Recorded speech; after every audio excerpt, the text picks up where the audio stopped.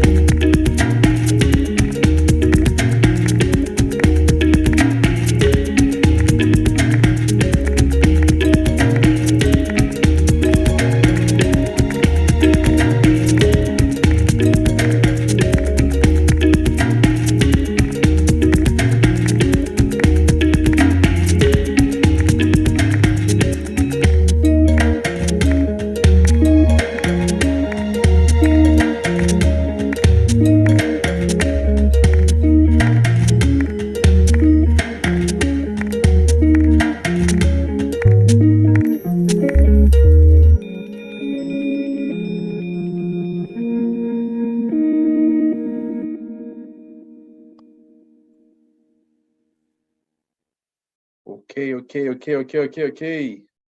So let me actually stop sharing here. So hopefully you can all see me. Can you see me? Hopefully, yes. Yeah, I think you all can see me. Yeah, excellent. So first of all, so welcome to the platform. So we're delighted to have you here. So I think some of you, I don't know exactly what happened, but you all signed up after Tony Teo. So if you don't mind, I think you should be able to rename you. I don't mind you wearing my name, right? But if you don't mind just renaming you, so that would be very good. And I know especially you, Tunde, if there is a possibility to change your name as well. But you can actually switch on your camera as well. So that would be good, Tunde. That's fine. All the other people could be off camera, but for you, if you can switch off your camera, that'd be good. Is it okay? Excellent. So hopefully you're doing well today, right? So we're going to have a very interesting sessions. And then we also broadcasting from multiple platforms. So yeah, I'm expecting that to be an interesting conversation.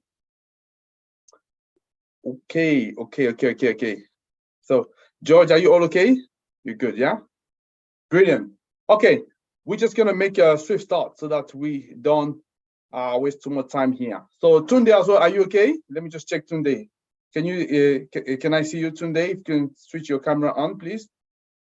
I would be good to see Tunde and both Tunde and George. If I can just put spotlight on. That's George for now, yeah. So we can remove that, remove the spotlight. So Tunde, can we see? Can we see you?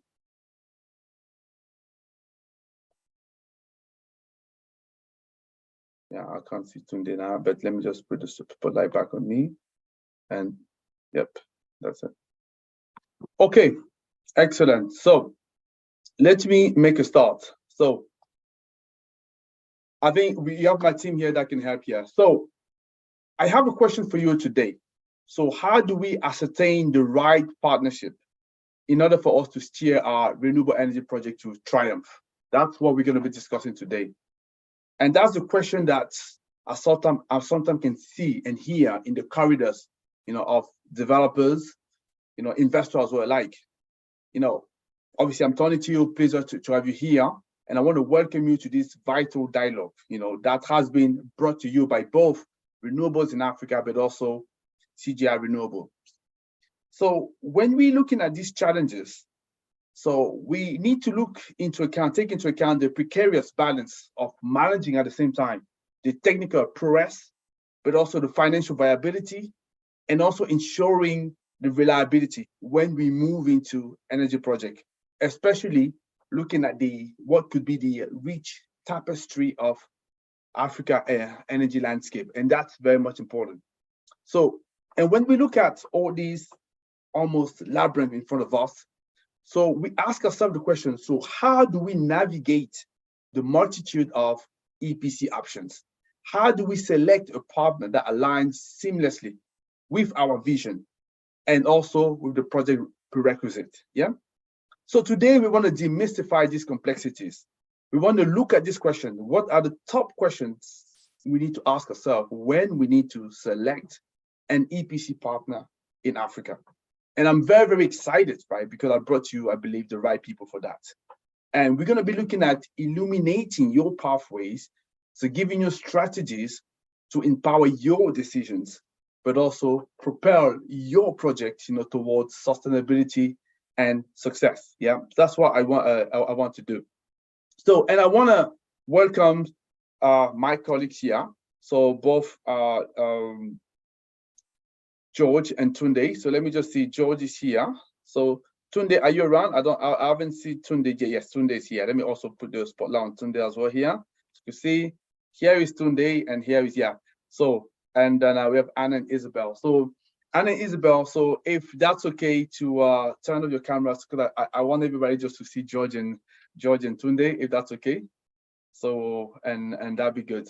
So maybe a quick word you want to say, George and Tunde, just say hello to people listening to us. You're on mute, Tunde.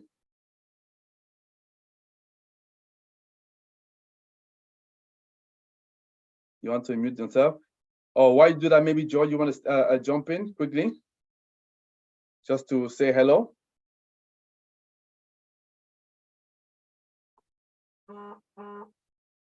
Okay. General Tunde, I think you get it sorted, but George, maybe you want to say a quick. Oh, okay. I know why you can't. Yeah, allow me to do that. So yeah. So Tunde, what I like to do for you, I know why. Okay, I sort it, and I can do that for George as well. Yeah, I know why, because you were not allowed to. Okay, now you should be allowed. Tunde. Hi everyone, good day to you. How are you? It's nice having you here. Excellent, excellent. So George, you. Good afternoon to all. Delighted to be here. Excellent, excellent. So that's brilliant. That's brilliant. So now what we're going to be doing. So before we go further, I just wanted to look at a poll just to gauge people's opinion, and I would really appreciate if everybody can participate to the poll. So we're just going to launch it, and then because we want to figure out what is your initial thinking in terms of EPC. So the first question is very much, so how do you rate EPC operating in Africa at the moment? Yeah. So if you can vote on that, that's fine. I believe you should be able to see both questions, isn't it? Yeah. So I can see already. So I'll be displaying the response in a minute. Yeah, but I could see people are saying, yeah, average, not good. Okay. So I'm just going to leave you another 30 seconds or so for us to look at that before I can display the result and everybody can see. Yeah. Okay. Has everybody voted? Please, because I can see at the moment there's only 10 people who participated. Come on, guys. It's an easy question, right? So how do you rate the EPC that we have in the continent at the moment? So good, not good. Yeah, I need a lot more people. There's about 35 of us. I think I like to see at least 20 people, having an opinion there. So let us know what you think, because it's good, because if we don't know what you're thinking, then it's difficult to see what we can bring. Yeah, so your participation is be very helpful there. Okay, So let me not make it much more harder than that. I think it's already good what we have, and I will share it. Just stop it, share the result. Can you see the result? George, can you see? Yeah, excellent. So you can see as well. So what we say here, so we have 99% saying that they're very good, 36% good, that's fine. 45%, that's kind of a good majority there, average. And there is a 9% not good. So if we look at not good and average, it represents about 54%. So that means there's definitely some room for improvement here. So that's what we have in the question we're looking at today. So the second part of the answer, let me just look at that. So we're saying, what is important for people when they're selecting EPC? So 73% the track record. So you better have a very strong track record, otherwise nobody's going to look at you. So that's what I'm seeing here. And then technical knowledge and relationship. Excellent, excellent. Okay, that's fine. Thanks for that. I appreciate that. Thank you for participating. It's good for us to have these opinions so that we can we know where we can start from. So that's good. So I think we just had a quick introduction of George and Tunde, who are the main star of today. So I've asked them, those are the esteemed experts that we have. So George, if you don't mind, so I'd like you to basically introduce yourself properly to the public here so that they know who you are, what is CJR Renewables, and I believe you have a short presentation for us, so I very much will appreciate. And just before you go, George, just want to remind people to say here, we really would like you to participate as much as possible. You know, if there is any question, do ask. I'm sure my colleague in the chat room would have already encouraged you to participate, ask questions, introduce yourself, tell us who you are, where you're coming from, what you want to know, and that would be good. Okay, so George, let me just give you the floor, and I'm just gonna be on the background, so you can start sharing your screen, George. Yeah. Okay, And thank you very much, Tony. Thank you very much for your lovely words. Good afternoon to all. My name is George. I'm talking to you from Portugal. I'm talking to you from a company called CJR Renewables, and we are an ethicist, a global ethicist, and based in Portugal. In terms of presentation, I want to share a little bit of our history. Please confirm when you are seeing and everything is okay. CJR Renewables. Who we are and what we do. Well, we started since 2002. We have more than 20 years building exactly that, renewable energy projects, renewable energy dreams. We have been doing it globally. And first we started as being born from CJR Group. It's a main constructing company, a Portuguese main constructing company. So naturally we began by building wind farms, mainly the civil work component. Then we start to add value, we start to add knowledge to the team. We start entering with the electrical connections, electrical trenches, until we get to the substations. Then within the substation, the electric component is a natural when we talk about transformers, switch gears, interconnections, and then power lines. Nowadays, the future is a little bit more about not only wind, but also solar and also batteries. And our objective was always to dream far beyond Portugal. And that's why since 2008 until now, we are in more than several continents. We have presence already for many years in the South of America, in the North of America, also in the North of Europe, throughout all Europe, and we've been in Asia before. So just to show you a little bit on what we can do and what we propose to do, we would like to nourish the dreams of renewable energies with our partners since the early development, meaning that we can start on the preparing and the starting of the project itself until we get it finished to be commissioned, operated, and serviced. We have an in-house capability of supporting you all the way. since the engineering development, since the procurement itself, and then the construction. And we can have with our own internal teams that support and that know-how, and that's what we've been doing for more than 2 decades. In terms of development, this is just a little bit on the services that we can provide, details from the project managers, from the site assessments, from the services in terms of detail, the CapExes, the technical supports, the team there. We have teams to install the wind turbines itself, dedicated teams to install the solar panels itself. So it's a big team that is prepared to support in several parts of the work, let's say, of the dream of the renewable energy system.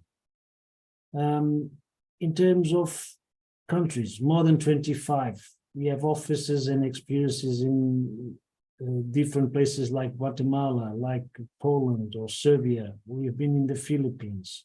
It's more than 25. There's always an ability and willingness from CJR Renewables to be open and study to see a new country, what's the possibility and where can we be the solution, where can be the asset to that dream that you have.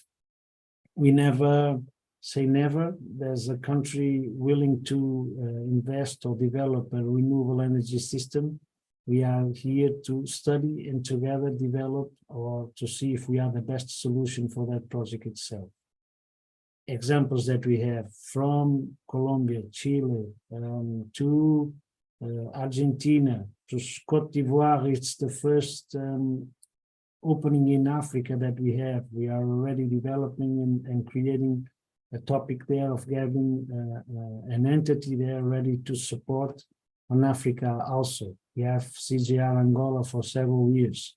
In terms of experience and track record, we have more than 12 gigawatts installed around the world and in different continents. As you can see from the presentation that we have, is missing our birth as humanity and our future for sure as continuity. Is missing Africa, and that's why we are today studying and being as much as possible prepared and ready to go.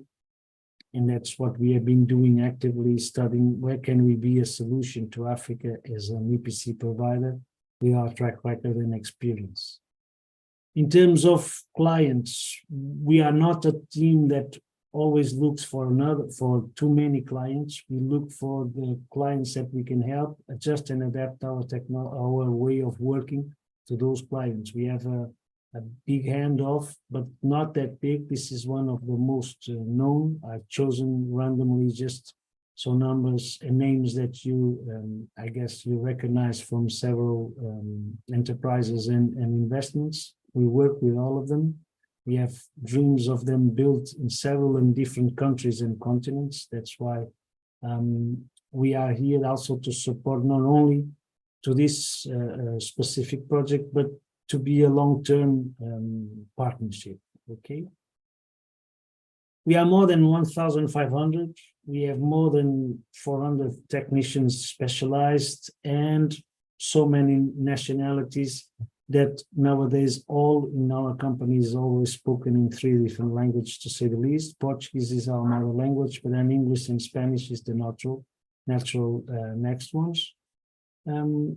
In terms of key factors, what can we share and what we wanted to point out, because it's to us, it's mandatory when we talk about a huge continent as Africa. We had a standard, we have a proven standard that we have been enforcing in our projects in all the continents, in all the countries that we have been. So we have like a leverage. That means that someone that comes into our team and starts works with CJR in any country in Africa is able to work in any country in Asia, is able to work in any country in Europe, or able to work in any country in America, because the standard is always the same and the demands are always the same. So our expectation is to execute a project in the same way, no matter what's the country itself or what's the specifications of the project. It's what we need to adjust. The standard will always be ours, okay? To point out also is we try to use as much as possible our own resources, and our own resources normally passes with our own team, but also to create a positive impact in the local resources that we can find next to the projects. And if possible, to adopt and incorporate those resources into our own team. And then we create value when we add people to our institution, because in the end, CJR Renewables is just a big group of men and women around the globe, building dreams of other women and men. Okay, we are digital growing. That's why we are now here connected to all of you just with a simple laptop and a camera. We are digital aware, digital, not only in terms of technology, but mainly in terms of capability of sharing knowledges expeditiously, also meaning that something that we find out that is improved in North America can easily be transmitted and to applied in a country like wherever, in Africa or in Europe. So what we are focused on is, as much as possible with the people that we have, created an excellence in terms of engineering, in terms of construction, that our track record is based on well-proved projects successfully made based on people. And those people are our biggest assets, and we need that they have their family, their social and ethical values upright, and because in the end it's just a sum of a lot of those family and values and transparency and honesty that so much characterize CJR Renewables. It's our biggest strength. It's our people. Okay. That's it. That's us. Thank you very much. Okay, thank you very much for that, for this very insightful presentation. Definitely, I can see there is a lot of work that has been done since CJ has been introduced. I think it's fair for me also to give a chance to Tunde. So Tunde and I have been, we've known each other for a few years now, and Tunde, you are a local EPC from Nigeria, so doing fantastic work there. So I just want you to introduce yourself, so who you are, what you do, and a little bit more into detail, and maybe a couple of words about project that you've done. And I have a quick question for you. Hi, everyone. Good afternoon. Thanks for joining. So as my name is Antonia said, I'm Admuna Dixon Tunde. Now, yeah, hello, can you hear me? Sorry, please. Yes, we can hear you, yeah. Okay, so I'm the director of Tunde Bank Global Limited. We're a renewable energy company incorporated in Nigeria, 2015. So what we do is design a custom solar system for businesses and for families in Nigeria. So for the past few years, we work on a couple of projects over 5 megawatt system up to date. And what our major drive is ozone layer depletion, because you can see this global warming of the thing. There have been an issue about the global warming and fossil fuel.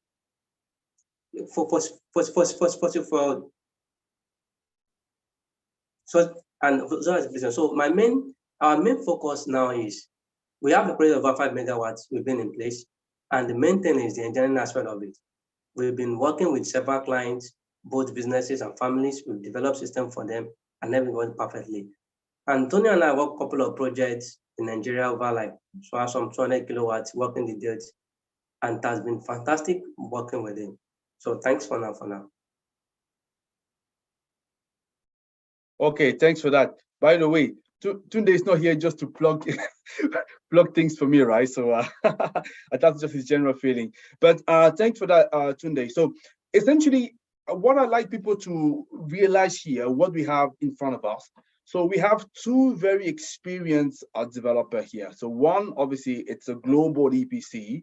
And then I think if people have not heard about it in your presentation, George, but I want to say that you have more than 12 gigawatts of project, worldwide. That's significant. So you've been around for at least a couple of decades. So you definitely know what you're doing here. And on the other side, we have rising stars, Tunde, so set up his own company. So I'm moving forward. So it gives us let's say, the both of best world, right? So, the global expertise, but also the local expertise. How do they work together to really address that question? So how do we select the right EPC? Because EPC is key, right? You can develop the project well, you can have all the money in the world, but if you don't have somebody who knows what he's doing to construct the asset, you go nowhere, right? So this is why we want to look into that. So what I want to do now, I want to move into a Q&A session for our speakers, yeah, because I realize that I've not shared with you the agenda. So my apologies, probably a little bit of too much excitement here. So this is what we're going through here. So after the CJR presentation and Sunday, so we want to have a Q&A. So I'm just going to have a couple of questions to our speakers, but very quickly, I'm going to give you the opportunity, you, the audience, to ask questions to them as well. I've already seen a lot of questions that people have been typing here. So we will do our best to tackle as many questions as possible. But if there are some that are not answered, guess what? I have one opportunity for you to make sure that you can get the answer one-on-one. But I'll tell you more about it later. So let me just stop sharing here. That's what I wanted to show you, the program. So let me now come back to my speakers. So George and Tunde, yeah? So you both can hear me. So I have a question. Let me just start with you, George, if you don't mind me asking. You could see people are saying one of the key criteria that they're looking at, yeah, when they select an EPC is a track record. So given CJR, substantial track record, so how do you adapt your extensive, international experience to the very specific challenges and opportunities that one finds in Africa? I know you're closer to getting, or you may be doing something in Cote d'Ivoire, you mentioned. That's what I can ask. And what questions should developers in Africa, ask to understand and leverage on when they are approached by EPC on a global scale? So basically, how do you take your big experience you have on a global scales and adapt it to the specific challenges in Africa? And what question developers should be really contemplating when they dealing with a global EPC in terms of track records? Maybe you can say something there, George. First, the first, let's say, rule in terms of mindset when we are approaching a new project is that we are not going to impose anything. The project itself and its specifics will tell us what it needs to be considered. Therefore, Africa is quite particular in that point, because being so much of a clean sheet still to be fulfilled, the demands are particular. And therefore, when looking at the project itself has to talk to us as the first sentence, saying what does it need, what is the specifics and constraints that we have. Of course, what gave us this track record, the beautiful of it is the experiences, the different experiences that we have. We have met soils of so many different, hard soils, soft soils, with water, without water, dry, in the middle of the desert, in the middle of the mountains. All of these experiences created us knowledge. The track record is not that much the methods that we have to share on our chest, is mainly the experiences and knowledges that we collected around the globe.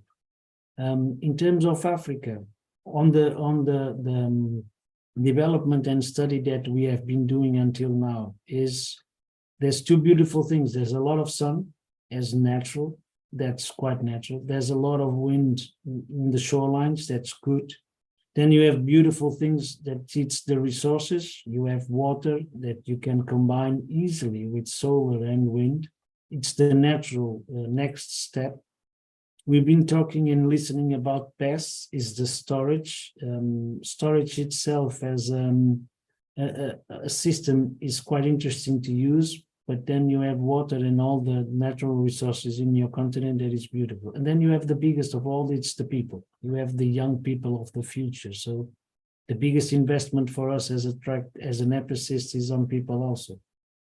At the same time, we need those friends and partners like Tunde. We need to find the local epicists where we can combine efforts, because all our strategy is always to start to develop a new country, but we need partners and we need teams to be addressed there.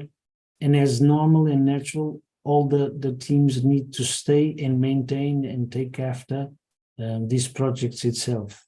Then the biggest difficulty in Africa will be to help how to create the local team, to create the setup, not only to build, because that will be the easiest one, let's say, but then to keep and maintain.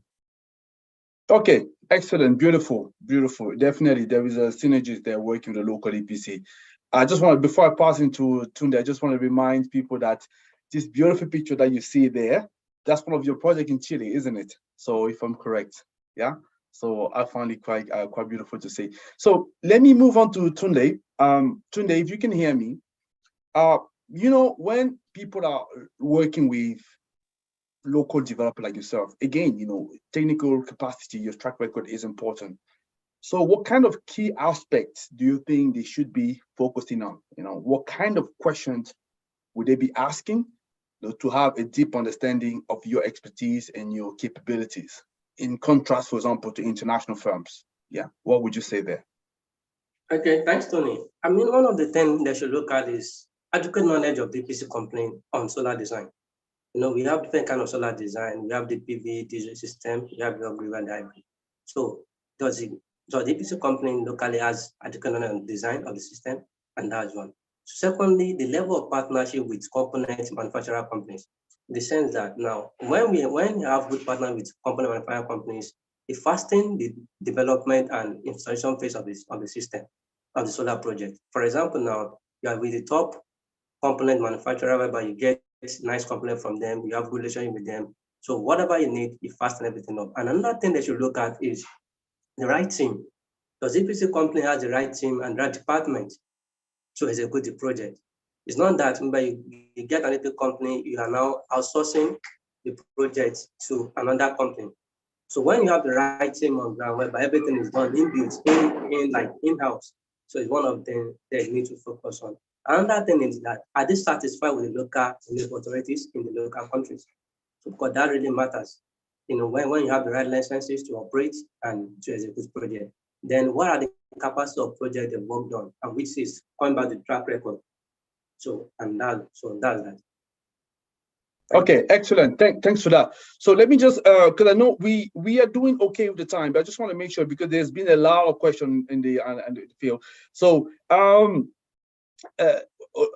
colleague Oluwachi is here. So Oluwachi, is that one burning question that we can take very quickly that you believe our speakers can answer? Because I want to make sure that these guys obviously get what they came here for, right? So Oluwachi, if you can hear me, maybe one big question. Let me just look at that very quickly. I know there was one question that I saw, which was interesting. Yep, I can hear you. Go ahead. Yeah, one of the questions is from, I hope I'll be able to pronounce the name correctly, Masih Tito, and he's asking George, if you engage your WTG installation team, do you contract them with a developer or a turbine supplier? Okay, let me repeat. They say that when you engage for installation for wind turbines, so do you contract with the developer or the turbine suppliers? I think you heard the question there, George, or do you want me to repeat? Unmute myself. Yes, I thank you very much for repeating. It was a low volume, but yes, we do.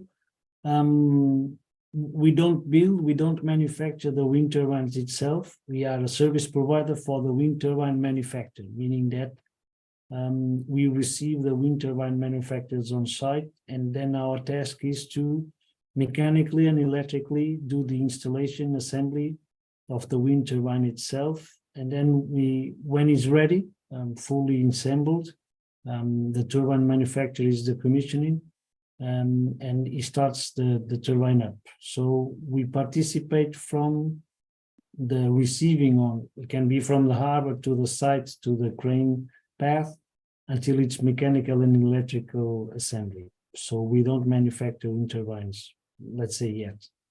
Okay, although you can look at the next question for me, but there's one that is easy here I could see. So the Jean Badi was asking, so do you do other offshore installations or only onshore?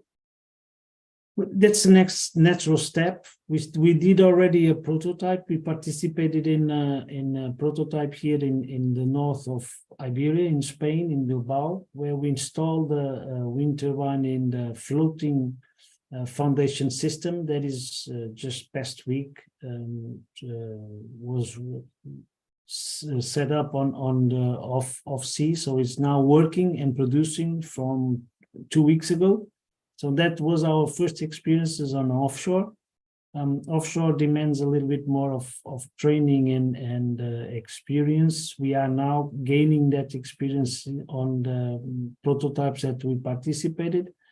But that is the natural next step, being that in Europe, as I don't know if you heard, the next big investment in terms of wind technology will be done in installations done on offshore. So we need to be prepared, and we are working already actively on that. Yes. Okay, excellent. I have one more question. That's for a good friend of mine who's I'm very happy to see that he's in the room. So he's a very experienced guy from Germany, so in 35 years in solar. And he was asking a very important question. He said that since many African solar projects lack solid financing, what can be the role of EPC companies in contributing to secure this sustainable project finance? I think I'd like you to respond to that, but I also would like Tunde, because I think Tunde will be most of the time on the receiving end, right? Being on the African partner. So if you can respond to that, George, but Tunde as well, please. Yeah, so I'm just going to repeat the question. So many projects in Africa, they lack financing. We know that, yeah? So the question becomes, and I've seen that all the time, because EPC, people say, when you come to Africa, you say you want to do EPC only. That's the icing on the cake. That's the easy part of the job. There's so many EPC out there. Usually people give a lot of credit to people, to partners that can bring EPC F, the F being the financing. So what can be the role of EPC companies contributing to secure that project finance that developers in Africa desperately need? George. Well, from our setup, we heard that was the first topic that was raised when we start preparing the African market and entry. So we propose just that. We have that possibility of doing the new, now is called the EPC F, meaning that the F for financing. So CJR as a group, we have that possibility. We can help develop and finance also the projects itself, so we can start the birth of the project, so it's not only on paper.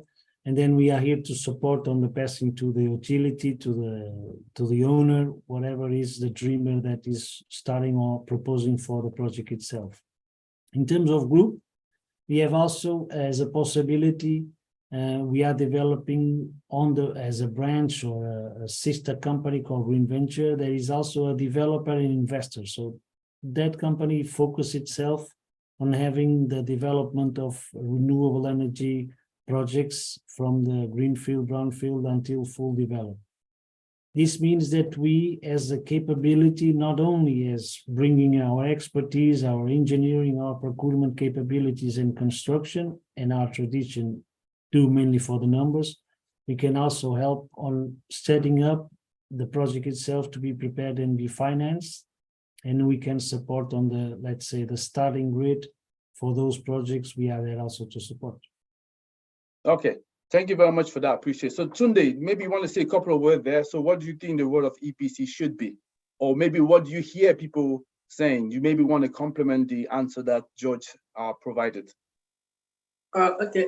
As I was during my introduction, I said we are in partnership with RiA in person of 22, whereby we could develop projects. Now, for example, there was a project we did together, almost 200 kilowatts, whereby the client couldn't afford outright payment. So we partnered with RiA in person of 22, whereby we developed the project and get an investor to finance the project.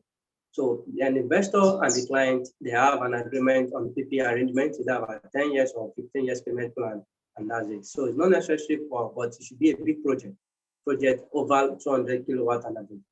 So, and a client doesn't have capacity to finance or outright payment for a solar project can come to us we develop it, get an investor, a foreign investor, financier to finance projects, and everything work out fine for both parties. And thank you for that. Okay, great, excellent. So I have another question, which is actually quite interesting, and I think Joy, you may want to take it. So thank you for sending that to me, my team, on my phone. So how would an international company, so essentially CJR, not yet implemented in Africa, so deal with the local communities? Quite interesting and demanding question. Thank you very much for that. As an experience, we passed that already in Chile, we passed that in Peru, we passed that in Colombia, mainly. What a tricky country to work on. Normally, the developer has this obligation of interacting with the local communities, and where the project is going to be developed, he has the responsibility of integrated with the local community. How can this be developed and how can this be integrated? But us as an ethicist, we can never run away from these responsibilities, because we are going to be there presently day by day. So the first step will always be to understand the community. There's a rule in this CJR Renewables for more that, well, the mother house has 50 years and this rule exists from the beginning. It's that the positive impact of the project itself has to be local. So as much as local we can use in terms of resources, buying, you name it, if it's materials, if it's people to help, we will try as much as possible to have a positive impact of the project on the local community. At the same time, we are implementing the environment, social and governance system in our company as normal and as the future of all the EPCs has to be. So this demands on us that we need to study as what can we do as a positive impact of that project in the local community. How come the local community is having revenue from that project to themselves? This is mandatory and especially has to be forced by us to the developers, has to be combined effort with the developers to create an awareness on the policies, on the politics, and on the government institutions locally. This has to be an effort from all of us, not only the developers, the EPCs, but also the local communities to be together, and that in the end, the renewable energy has not only to be the watts that are produced in the on-site, has to be also the dreams and the future that has to be built for those communities that are affected by the implementation. As I said before, we also look for someone that needs to be prepared to keep and maintain the project. So that has to be the local communities. Those locals are the nearest to the project itself. So those are the safekeepers of the project for the future. And never forget that they started taking that knowledge and having those positive impact on their lives. Hopefully that will transmit to others, and that in the end we create a positive force of local Africans that are looking at energy as a future. We need them also. Excellent, thank you for that. I have a very interesting question as well, again coming from Olivier. So by the way, Olivier, thank you for that. I know Olivier, like I say, it's a top man. But before I move into the question from Olivier, I just want to say to people that I promise you that we don't do something special here. I know a lot of people may want to have, let's say, private question, maybe for whatever reasons, yeah. So, or many other questions that will not be addressed here because they're still formulating that in their minds. So what I did, I twisted a little bit George's hands, and I agree with him that, okay, so he's more than happy to have some one-on-one people that may have project and have specific questions regarding EPC, some challenge that they see, or they want some just general advice. So he's willing to do that with people that may be interested. But he just came back from Cape Verde, probably traveling soon. He can't do that for many people. So we just agree with him that it's just going to be 5 people, only 5, yeah? So if you have a project and you want to ask some specific questions that are a little bit tricky to ask in public, or maybe you don't know yet what kind of question you really want to ask, but you really fancy talking to a top EPC, like I say, this guy have 12 gigawatts of track record, please make sure that you reach out. I think my colleague Janet's going to be putting the link, in the comments there. So click there. So leave your comments, and then definitely we'll make sure that we reach out to you to arrange it. But as I say, we don't want people that are going to be not using this time efficiently. Don't take the space of somebody else. So that's why we're going to be looking at the questions. If we don't feel like the person is not genuine, serious, we're just not going to arrange it. But if the question is real, there's a real project or a real, let's say, a serious opportunity, you want to talk to George, just to get some advice, some key advice, please just click on that link. So Janet, please, hopefully you put the link there. Don't forget to put that on LinkedIn and YouTube. I think we also live on LinkedIn on YouTube, so that we can see that. But like I said, we're just going to restrict that to 5, yeah, please. So make sure that you use that efficiently. And if you're not serious, just let somebody else who has a real project just to, or a real question, just to do that. So let me carry on. So here is the next question. So how do international, and again, I like to get the perspective from both. In fact, I might change a little bit here. So start with Tunde and then come back to you, George, if that's okay, yeah? So Tunde, so according to you, because your view is very important, you represent here the, you have the responsibility to represent the African continent here, in this conversation, be the local player. So how do you think international EPC should actually seize opportunity to increase the local content share for Africa in the future? Meaning that when there is a job, that is one. So how would you like them to increase your share of work that you deliver? So you're not just there on paper, but you clearly as well gaining some strong experience and expanding on the scope of work that you can do. So maybe Tunde, you have a word there. And I know that's a good question because you and I have dealt with projects like that in the past. Yeah, I think moving forward, the main thing I would say is this: when it comes to collaboration, collaborating and exposing local EPC to advanced system in advanced system when it comes to EPC. What I'm trying to say is that now, okay, there was a project we're working on with some Kenyan partners, and we come up with a system they are using, which is a bit different from what we are using. But when there is this collaboration and open-minded on how the designing and the installation process is going on, this will help a lot. I would like to put it, the African nation is a bit coming up, although we are growing, but not as that as the European company, right? So when there is an open mind and exposing the local company to advanced system of designing, advanced system of installation, advanced system of how the engineering part of the system, I think that is the way forward. And open also to collaborate and partner with more local EPC companies in Africa.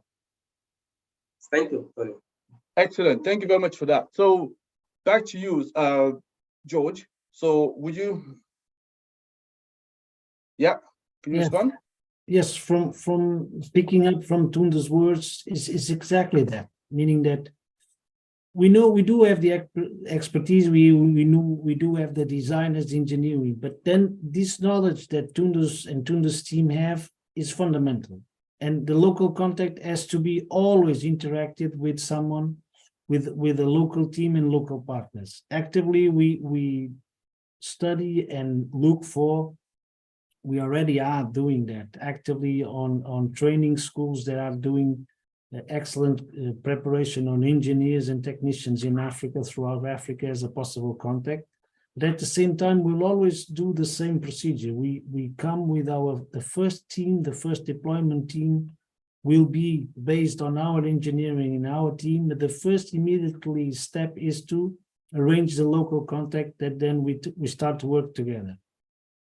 Simple examples as the grid, connections to the grid, has to be someone certified by the country. We will always look and need for someone local to work with us. That's the first approach. In terms of machinery, Africa is full of good and very well maintained machinery that we can work together as a combination. So the local content to us is mandatory. As you know, Portugal is just a small country filled of good spirit and good people. So we will, as much as possible, transmit those ideas and take our ways of standard and way of thinking.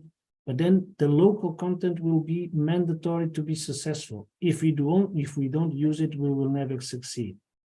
And you have an example, for instance, as Peru, for using one. We have, as we speak, 150 colleagues of Peru working nowadays here in Portugal because Peru went lower on solar and Portugal pick up. So those colleagues come here and then they are supporting us. To us, is not that much the local content, it's a local team, but our local now is global, meaning that someone that is from CJR team, I don't know, from Nigeria can be working in Portugal, can be working in Peru, someone from Peru can be working in Nigeria. That's the idea itself. The local content to us, it's globality as much as possible, and then specificity. Tunde will for sure be a contact when we go to Nigeria, and there's very interesting projects to be done there. For sure, I will need your phone to help me when the team is getting there and interact and interconnect, because otherwise it won't work.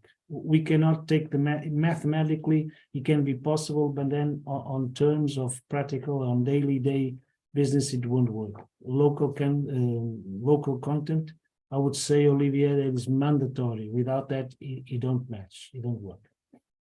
Excellent, thank you very much for that. So I noticed when I was looking at the list of people that registered, there's a lot of people I believe that would benefit from your experience. I can see and I can recognize some of them as well joining. So again, as I say, the link is there. So I think I could see that for the exclusive one-on-one consultation with George. So just click on that. So we'll take advantage of that if you are serious. So if not, just leave somebody to do it, because we can only limit that to 5, and that's it. And we want to do that this week, because I think you probably traveling next week. So let me move to the next question, because soon we're going to be thinking about wrapping up. I know it goes fast, but we need to do that. Tunde, so when we're looking at developers, but also investors, you know, and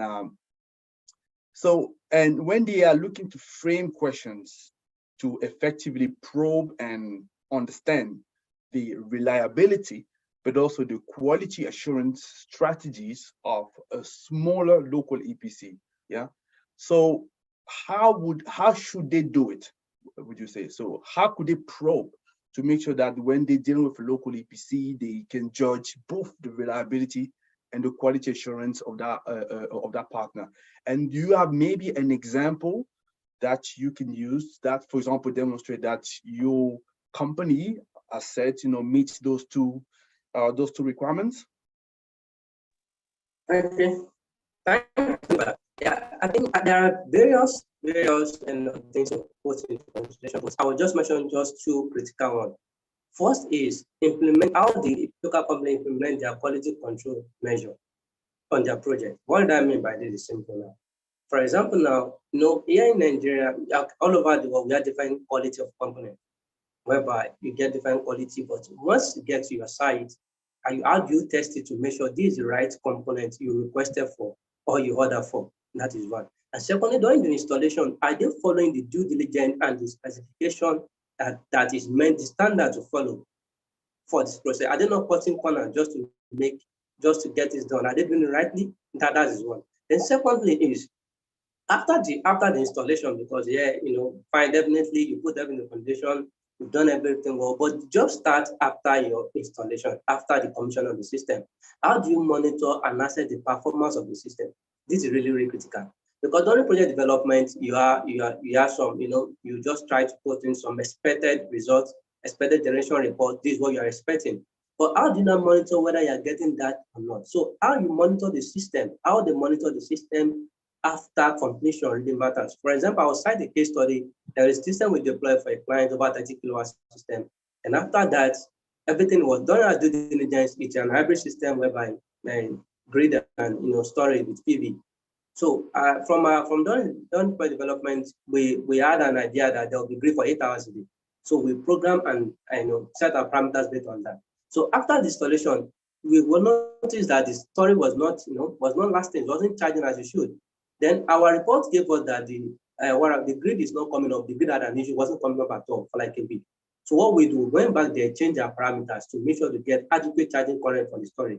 So this really matters. How you monitor the system after the completion, after commissioning really matters. So those two key things, following doing it standardly, I mean, doing it as standard, making sure you're following the standard of installation. And after installation, how do you monitor your system, monitor the performance?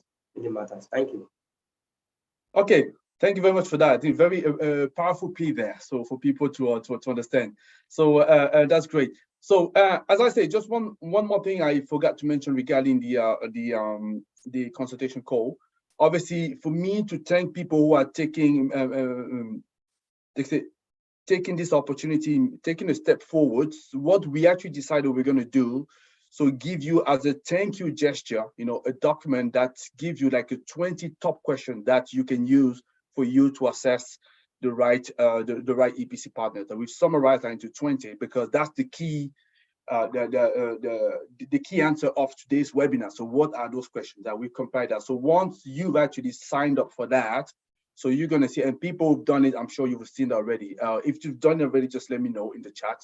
So that's fine. If you have not received it, okay, let me know as well. So that means this is my problem. So I need to make sure that I deliver that to you. So once you've done it, you will see you have those 20 questions that you need to ask. So probably the last question for you, George, because after that we need to be wrapping up because it's already 7 minutes. Probably gonna keep it at as short as possible for the answer. So I just wanted to know, talking about innovative strategies and technologies, do you have maybe one example that you can talk about where you've had to use innovative solution to tackle the project in, not necessarily in Africa, if it's not there, but maybe in South America, that where things could be similar to some extent? Yes, I have the perfect example for you, and it's part of the CJR DNA, and is committed with what Tunde just said. That is the stone essence when choosing an EPC. It's the commitment with quality and the commitment with the project.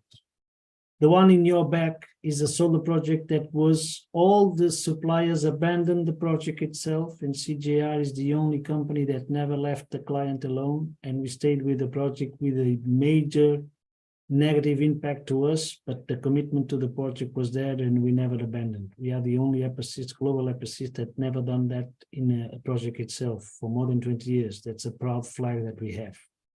In terms of, we never stopped. We found in Chile a line that was impossible to do. And the client said, well, the project is built, but now we don't have a transmission line and the project is blocked. It was on us to find a solution, and we never stopped with, in the end, we want all the projects to be born.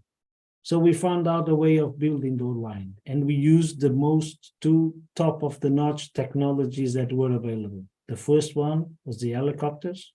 70,000 hours flew by helicopter to do the line. And then the top of the top in terms of technology, 19 donkey brigades, meaning that you have to go by air or have to go by donkey. What is true is that our technicians, our engineers learn how to go on an helicopter without throwing up, and going on the back of a donkey without yelling at the donkey too much, because otherwise it doesn't go. What is true is that the line is built. What is true is that the project is producing for several years, and that shows us, to all of us in CJR, that we are unstoppable. And your dreams are to be built, and that's the lemma that we, all of us, take together when we come here to the job all in the morning. This is one of the key takers that we have: to be excellent every day, a little bit more tomorrow than today, and today a little bit more than yesterday. So that's more or less of being CJR Renewable means. Like my good old friend Olivier just said, long live the donkeys. Precisely. Well, now they are trained and they have a track record on their back. No, that's fine. That's excellent. That's excellent. That I can take it for the final word from your side. So Tunde, maybe a 30-second that you can say there before we can wrap up. And Tunde, just before that, somebody was asking me, so how do I make sure I have those 20 questions? Very simple, as I say. So if you want a consultation with George, because you have a specific question regarding a project, that's why you have to click on that link and sign up. That's fine. And I could see somebody said that they've done it, they didn't get the document, the 20 question. No problem. Do reach out to me. We'll make sure that we get it solved, right? So hopefully it works, but it doesn't work. This is my fault, right? I apologize for that. I also have Chidera say, can we please get a question? Oh, I told you how to get a question, right? So I told you to get a question, so you know what to do. Okay, so let me come back to Tunde. The final words, 30 seconds before we can wrap up, because we only have 3 minutes for that, guys. Yeah. Hopefully you wouldn't mind if I take 1 or 2 minutes extra, right? Tunde, I just want to make sure that Tunde at least can say something in final. Thank you, Tony. So I want to say thank you everyone for joining. I appreciate you all. Really looking forward to something like this coming on next time, whereby you have enough time to do that. So I will say again that when it comes to EPC, right, the few points we put together is what you should consider. Basically, if you're in Nigeria or you're in Africa or you want to run an EPC company, try to get all those things on your decks. Have the right team, not have the right team with you. Have good relationship with component supplier, the top-notch one, and make sure they have the required license to execute projects, and make sure you're up to standard and have a good track record. So thank you so much, and looking forward to reaching out to you anytime soon. Bye. Yeah. Excellent. That's fine. Excellent for that, Tunde. So I think we wanted to have we have the survey here that we planned, but like technology always does, there's always one thing that doesn't work, and I believe that the survey doesn't work at the moment. That's fine. So somebody said that the link doesn't seem to work. It should be working, but if that's not the case, so our team, if you don't mind, can you drop my email address so in the chat? So that's another way to do it. So reach out to me personally. So yeah, and then and I can make sure that I can arrange it. Normally it should have worked, right? So we did check that and it did work. But if not, reach out to me. And reach out to Roach or Janet, and we will make sure that we will address it. Yeah, that's fine. But what can I say? Just coming back to me and say that I would like to thank you for attending this webinar. But there's one last thing that I want to show you before we wrap up. Yeah, that's very quick. Yeah, thank you for that. One thing that we all agree on when we're talking about the sector is it's good to have the right solutions. It's good to have the right service. But how do you make sure that the right audience as well take advantage of that, buys it? So how do you actually take that leads that you collected from whatever way, the lead generations, a machine, and turn it into sales? That's the question many EPCs, many developers sometimes ask me, say, yeah, Tony, I've been talking to this guy, I've been talking to them, but we don't seem to turn them into leads. They say, okay, come do this, but after that, nothing else.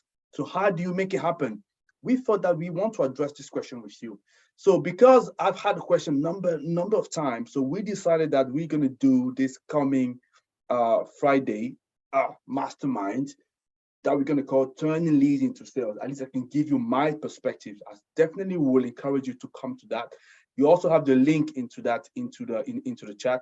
Sign up for that webinar and we can talk further about it. Yeah, that's what I wanted to say regarding this. So apart from that, thank you very much, guys, for attending this session today. So hopefully you learned 1 or 2 things. So you now have an idea what you need to be asking yourself when you're a developer, you're an investor, when you want to sign up the right EPC partner for you in the continent. Yeah. And if you want to have those 20 questions, as I mentioned, it's simple.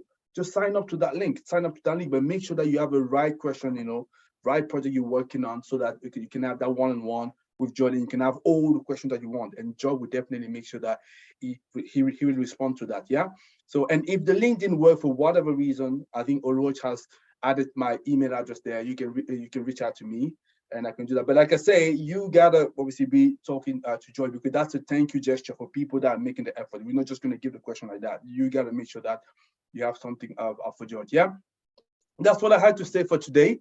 So I think that's the end of our presentation, my good people. So what I'm gonna be doing, so I'm just gonna leave us with the music, and the webinar will close just right now, but we will leave this open for another 10 minutes, just for people who may want to be looking at those links, right? So to take advantage of the one-on-one call with George, or maybe want to sign up for the webinar. Yeah, that's all for me. And George, it was a pleasure to have you. Tunde is brilliant, and all the audience, as usual, fantastic. Keep on supporting us, and we're looking forward to talking to you. But the one thing I forgot to mention, George did say that they have a sister company called Green Venture, which is bringing the F into EPCF. So you want to make sure you don't miss that webinar, and this is going to be on the 7th of December. Guys, take care very much, and a pleasure to be talking to you. Bye-bye. Bye-bye. Thank you very much. Yeah, bye-bye, Tony. Bye-bye.